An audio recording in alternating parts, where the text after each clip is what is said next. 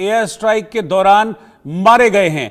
ये कुछ एक्सक्लूसिव तस्वीरें मैं आपको दिखा रहा हूं। ये देखिए, ये जो आतंकी अड्डों पर हमले हुए हैं उसमें आतंकियों को ढेर किया गया है और ये तस्वीरें उन आतंकियों के, मारे गए आतंकियों की तस्वीर है। ये आतंकी इसको मारा गया, इसको तो क्योंकि इसकी डेड बॉडी है इसलिए मैं इसको क्लियर नहीं दिखा पाऊंगा। तो ये देखिए ऑपरेशन सिंदूर के तहत कैसे उन आतंकियों को एक एक कर एलिमिनेट किया गया जिन्होंने पहलगाम में महिलाओं के माथे से सिंदूर छीन लिया था, जिन्होंने पहलगाम में अटैक किया था और ये पूछ पूछ कर गोली मारी थी कि तुम हिंदू हो, तुमको कलमा पढ़ना आता है, नहीं आता है तो छूटते ही गोली मार दी थी। और ऐसे करके 26 लोगों की जान उन आतंकियों ने ले ली थी।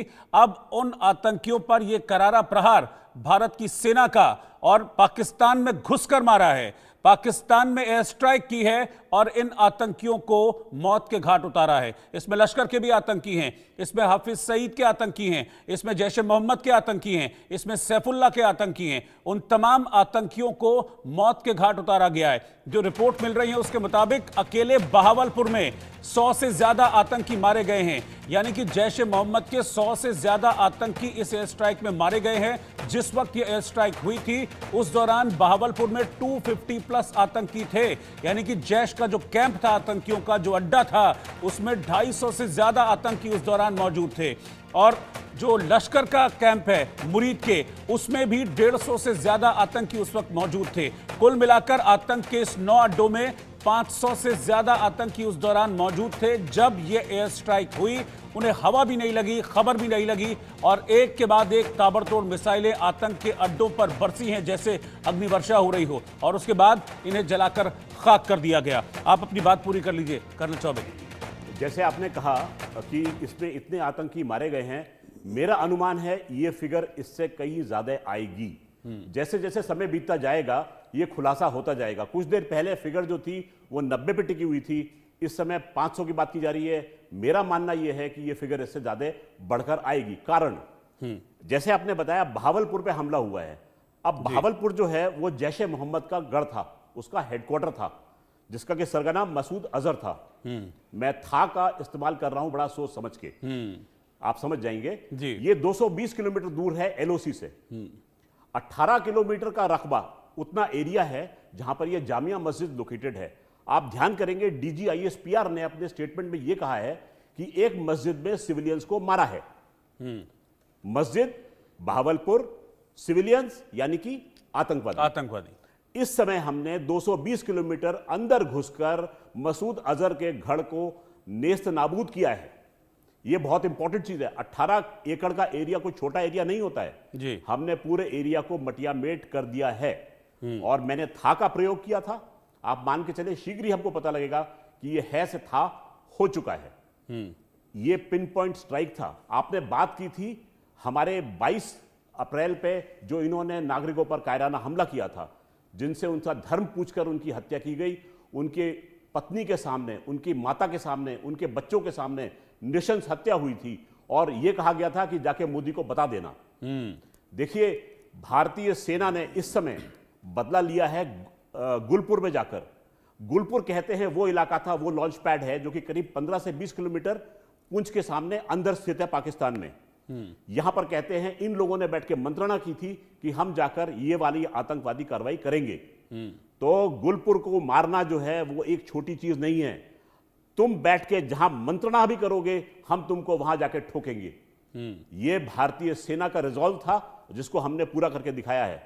गुलपुर जो है एक लॉन्च पैड है जिसको कि जैश ए मोहम्मद, लश्कर ए तोयबा और हिजबुल मुजाहिदीन तीनों यूज करते हैं, शामिल होकर भारत में अपने आतंकवादी भेजने के लिए पुंछ के इलाके में।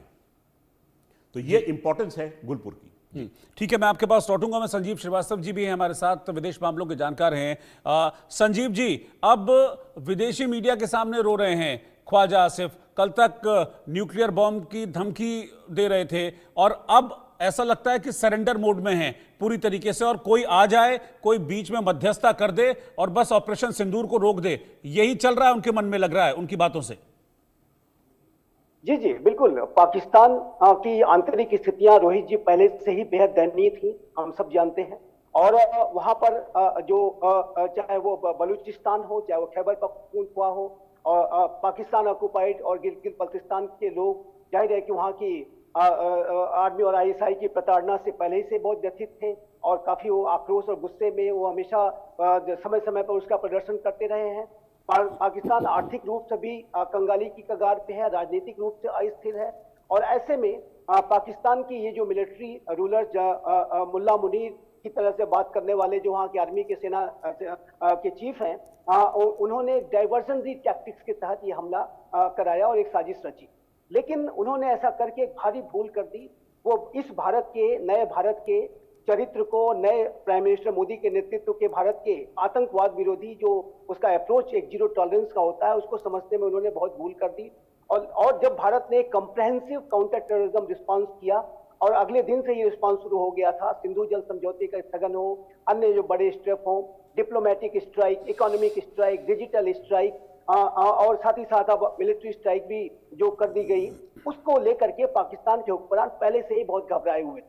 और अब जो ये भारत ने एक बड़ा मिलिट्री ऑपरेशन किया है, counter terrorism military strike conduct की है, उससे तो उनकी संजीव जी, मैं रोक रहा हूं आपको। इस वक्त एक ब्रेकिंग न्यूज आ रही है। पीएम मोदी से मिलने अजीत डोभाल पहुंचे हैं और खबर यह भी है कि अब से कुछ देर बाद सीसीएस की बैठक होगी और जिसके लिए रक्षा मंत्री राजनाथ सिंह अपने आवास से निकले हैं और प्रधानमंत्री मोदी के आवास पर पहुंचेंगे, जहां सीसीएस की बैठक में वो शामिल होंगे। करीब 11 बजे के आसपास का ये समय है सीसीएस की बैठक का। तो अब से कुछ देर में सीसीएस की बैठक शुरू होगी और इसमें डिस्कशन होगा। जो पहली सीसीएस की बैठक थी उसका आउटकम जबरदस्त था और वाटर स्ट्राइक उसी का आउटकम था।